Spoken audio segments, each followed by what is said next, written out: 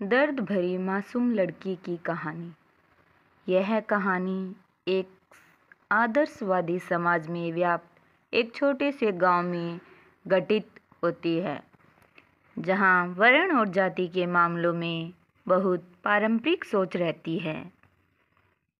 इस कहानी का मुख्य किरदार एक गरीब और आध्यात्मिक परिवार है, जहां दो बहनें राधिका और मीना रहती है।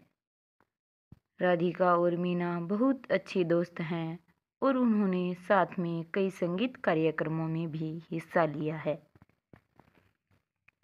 राधिका गाने में बहुत महारत है, परंतु उनका परिवार उनके सपनों का समर्थन नहीं करता है। इस समाज में महिलाएं गृह कार्य और शादी के बाद बस अपने परिवार के लिए ही जीने के लिए अधिकृत होती हैं। बाकी बाहरी दुनिया से उन्हें कोई मतलब नहीं रखने दिया जाता है। राधिका और मीना चाहती हैं कि हम दोनों बहनें आगे कुछ करें, लेकिन परिवार और समाज के लोगों द्वारा उनके कहीं न कहीं रोक लिया जाता है। अपने परिवार वालों को दोनों बहनें बहुत समझाती हैं कि दुनिया बहुत आगे बढ़ रही है, आप सब भी हमें इजाज़त दीजिए आगे कुछ करने के लिए। ये बात हर दिन उनके घर में चलती रहती हैं, लेकिन परिवार वाले यह सोच रहे थे कि गांव समाज क्या कहेगा। दोनों बहनें लगातार अपने परिवार को मना रही थी। एक दिन उन दोनों के गांव के पास ही मुख्य संगीत समारोह का आयोजन होता है, जिसमें राधिका भी हिस्सा लेना चाहती है, परंतु उसके पिताजी और भैया उसे इस समारोह में भाग लेने की अनुमति नहीं देते हैं।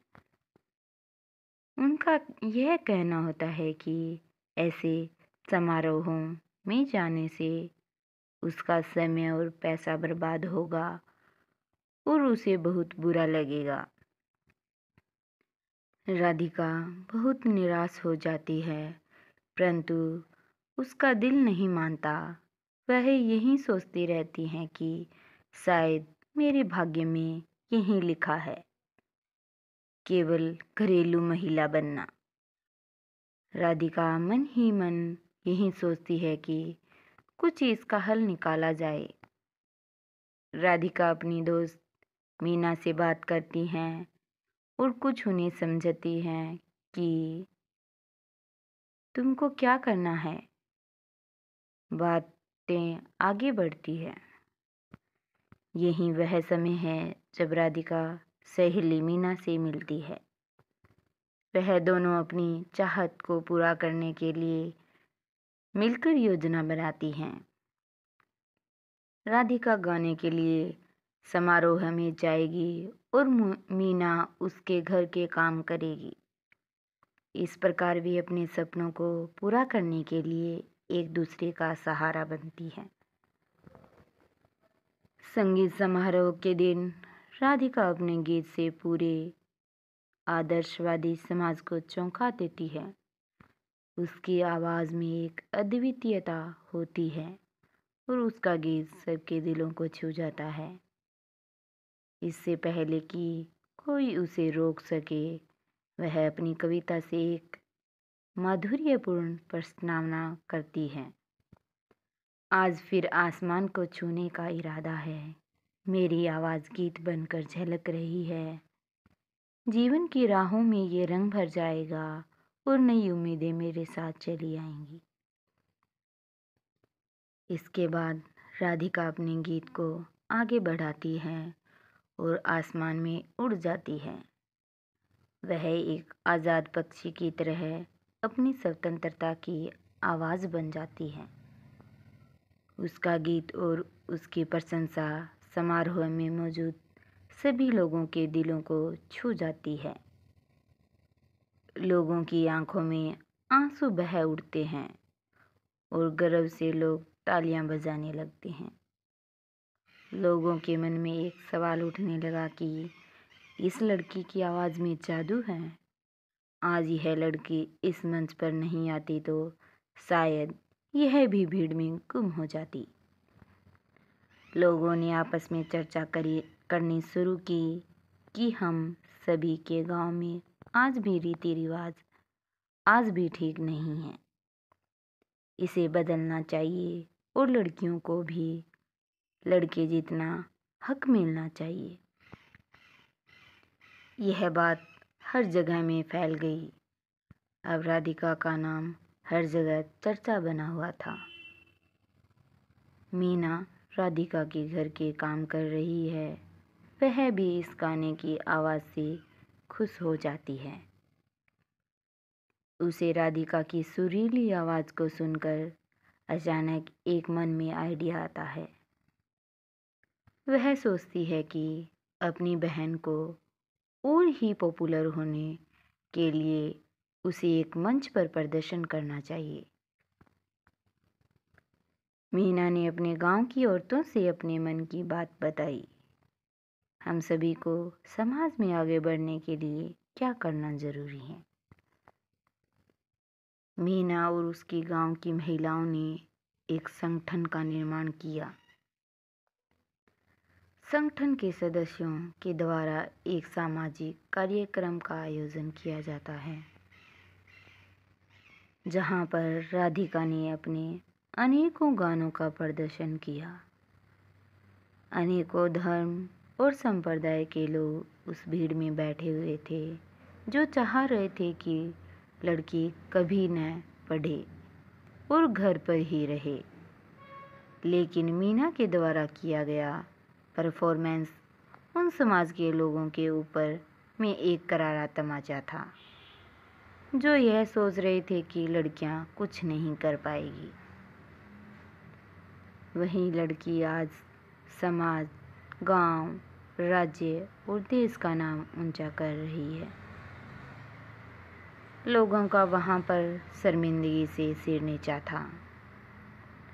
उन्हीं लोगों का सिर नीचा था जो लोग इन लड़कियों का विरोध किए थे। एजुकेशन के मामले में, गांव समाज के मामले में, बाहर पढ़ने के मामले में, लेकिन आज अपनी कलाओं से सामा बांध चुकी थी। यह कार्यक्रम समाज में एक क्रांतिकारी परिवर्तन लाता है।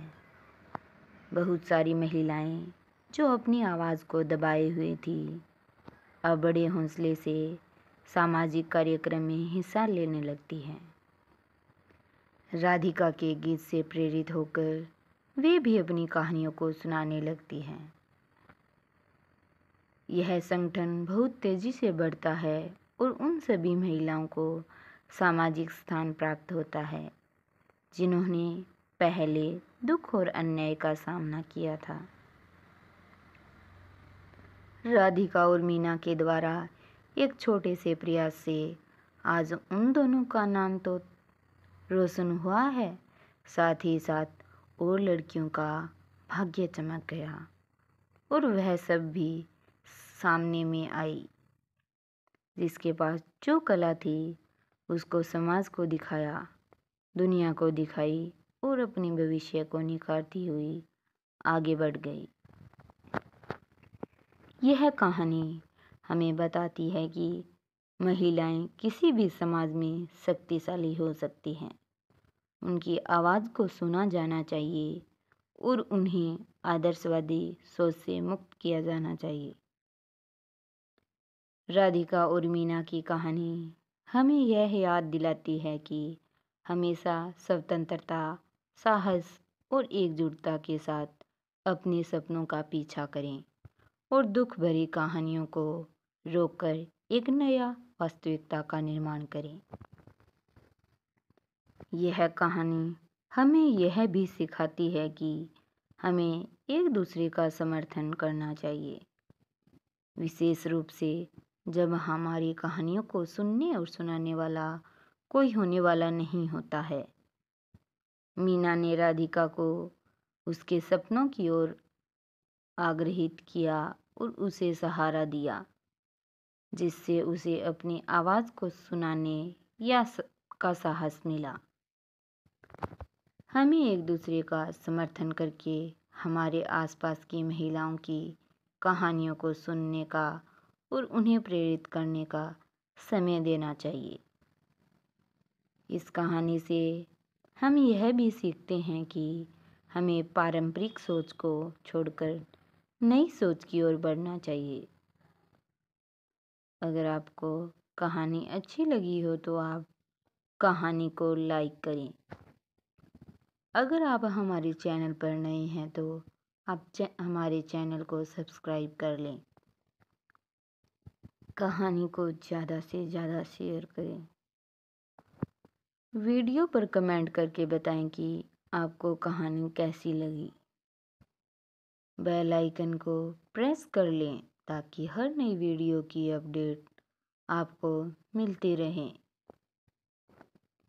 कहानी को अंत तक सुनने के लिए आपका बहुत बहुत धन्यवाद।